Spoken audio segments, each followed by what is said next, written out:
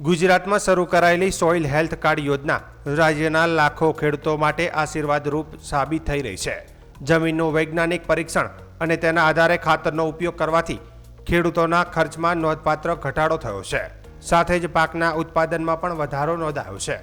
ભાવનગર જિલ્લાના ગારિયાધાર ગામના ખેડૂત હિરેનભાઈ નાકરાણી આ યોજનાનો જીવંત દાખલો છે। 12 વીઘા જમીનમાં કપાસની ખેતી કરતા હિરેનભાઈ અગાઉ વર્ષે 400 કિલો યુરિયા અને 290 કિલો ડીએપી ખાતર વાપરતા હતા, છતાં માત્ર 200 મણ ઉત્પાદન મળતું હતું। ગ્રામ સેવકની સલાહથી જમીનનું પરીક્ષણ કરાવી સોઇલ હેલ્થ કાર્ડ મેળવ્યા બાદ તેમણે ભલામણ મુજબ યુરિયાનો વપરાશ 180 કિલો અને ડીએપીનો વપરાશ 140 કિલો કર્યો। પરિણામે ખાતરનો ખર્ચ લગભગ અડધો થઈ ગયો અને ઉત્પાદન વધીને 281 મણ સુધી પહોંચી ગયું। હિરેનભાઈ જણાવે છે કે અગાઉ અમે અંદાજે ખાતર આપતા હતા, પરંતુ સોઇલ હેલ્થ કાર્ડ મળ્યા બાદ જમીનની સાચી જરૂરિયાત સમજાઈ। હવે ભલામણ મુજબ ખાતર આપવાથી ખર્ચમાં બચત અને ઉત્પાદનમાં વધારો થયો છે। સુરેન્દ્રનગર જિલ્લાના લખતર તાલુકાના ખેડૂત અરુણભાઈ મેણિયાએ પણ આ યોજનાનો લાભ મળ્યો છે। સોઇલ હેલ્થ કાર્ડ મુજબ તેમણે સેન્દ્રિય ખાતરનો ઉપયોગ શરૂ કર્યો, જેના કારણે જમીનની ગુણવત્તામાં સુધારો થયો। જમીન વધુ નરમ બની અને ભેજ સંગ્રહ કરવાની ક્ષમતામાં વધારો નોંધાયો। રાજ્યમાં છેલ્લા 2 દાયકામાં 2.23 કરોડથી વધુ સોઇલ હેલ્થ કાર્ડ ખેડૂતોને વિનામૂલ્યે આપવામાં આવે છે। ચાલુ વર્ષે પણ 2.18 લાખ માટીના નમૂનાઓનું પરીક્ષણ કરીને નવા કાર્ડ આપવાનો લક્ષ્યાંક નક્કી કરવામાં આવ્યો છે। ગાંધીનગર સોઇલ ટેસ્ટિંગ લેબના મદદનીશ ખેતી નિયામક પારુલ પરમારના જણાવ્યા અનુસાર સોઇલ હેલ્થ કાર્ડમાં જમીનના નાઇટ્રોજન, ફોસ્ફરસ, પોટેશિયમ સહિત 12 જેટલા પેરામીટરોનું વિશ્લેષણ કરવામાં આવે છે। સચોટ પરિણામ માટે યોગ્ય રીતે માટીનો નમૂનો લેવો જરૂરી છે। 1 હેક્ટર વિસ્તારમાંથી લગભગ 10 થી 20 અલગ અલગ સ્થળેથી 15 થી 20 સેન્ટીમીટર ઊંડાઈ સુધીની માટી એકત્રિત કરી તેના મિશ્રણમાં 500 ગ્રામ નમૂનો લેબમાં મોકલવામાં આવે છે। ગુજરાતમાં હાલ 21 સોઇલ ટેસ્ટિંગ પ્રયોગશાળાઓ અને એક સૂક્ષ્મ તત્વ પ્રયોગશાળા કાર્યરત છે, જે ખેડૂતોને વૈજ્ઞાનિક ખેતી તરફ આગળ વધવામાં મદદરૂપ બની રહી છે। ઉલ્લેખનીય છે કે વર્ષ 2003 અને 4 દરમિયાન તત્કાલીન મુખ્યમંત્રી નરેન્દ્ર મોદીએ ગુજરાતમાં યોજનાની શરૂઆત કરી હતી। ગુજરાતમાં મળેલા સફળ પરિણામોના આધારે વર્ષ 2015માં આ યોજનાનો દેશવ્યાપી અમલમાં મૂકવામાં આવ્યો હતો। સ્વસ્થ ધરા ખેતર હરાના મંત્ર સાથે સોઇલ હેલ્થ કાર્ડ યોજના આજે કૃષિ ક્ષેત્ર માટે મહત્વનું રક્ષણ કવચ બની રહી છે અને ખેડૂતોને વધુ ઉત્પાદન સાથે ટકાઉ ખેતી તરફ દોરી રહી છે।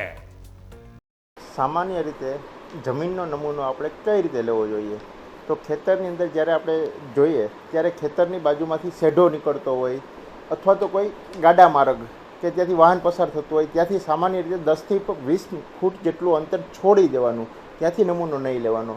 તે ઉપરાંત ઘણી વખત વરસાદ દરમિયાન નીચાણવાળા વિસ્તારમાં પાણીનો ભરાવો થતો હોય, તો જે જમીનમાં પાણી ભરાયેલી રહેતી હોય એવી જમીનમાંથી પણ નમૂનો શક્ય હોય ત્યાં સુધી નહીં લેવાનો। તે ઉપરાંત જે કૂવો હોય અથવા બોર હોય ત્યાંથી પણ 20 મીટર જેટલું અંતર છોડી અને નમૂનો લેવો જોઈએ। ઘણી વખત આપણને વૃક્ષો શેઢા ઉપરને વાવેલા હોય છે, તો એ વૃક્ષોનો છાયો જેટલા વિસ્તારમાં આવતો હોય છે ને એ વિસ્તારમાંથી પણ આપણે નમૂનો લેતા નથી। આ રીતે 1 હેક્ટર જમીન હોય એમાંથી આપણે અંદાજિત 10 થી 12 અલગ અલગ દિશામાંથી ઝિગઝેગ મેથડથી નમૂનો લેવાનો હોય છે। નમૂના દરમિયાન જમીનની ઊંડાઈ આપણે કેટલી રાખવી જોઈએ? સામાન્ય રીતે જમીન ઉપરના જે મોટા પથ્થર એને દૂર કરી અને સરેરાશ 15 સેન્ટીમીટરથી લઈને 20 સેન્ટીમીટર સુધીની ઊંડાઈ ઉપરથી નમૂનો લેવો જોઈએ।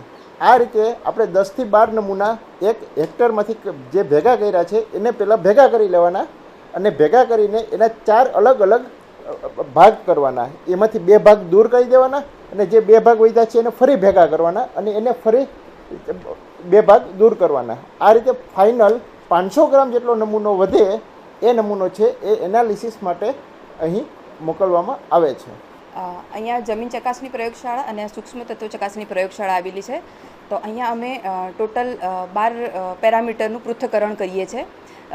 નમૂનો આવે તો અમે 12 પેરામીટરનું પૃથ્થકરણ કરીએ છીએ, જેમ કે ઇસી છે, પીએચ છે, નાઇટ્રોજન છે, ફોસ્ફરસ છે અને અમુક માઇક્રોન્યુટ્રિયન્ટમાં સીયુ છે, એફઈ છે, ઝેડએન છે, એમએન છે, એવા ટોટલ અમે 12 પેરામીટરનું પૃથ્થકરણ કરીએ છીએ અને એ પેરામીટરમાં જમીનમાં કેટલા પ્રમાણમાં એ પોષક તત્વો રહેલા છે એનું અમે total soil health card generate કરીને આપીએ છીએ. સોઇલ હેલ્થ કાર્ડ આ પ્રમાણે અમારે જનરેટ કરીને ખેડૂતોને આપવાનું હોય છે.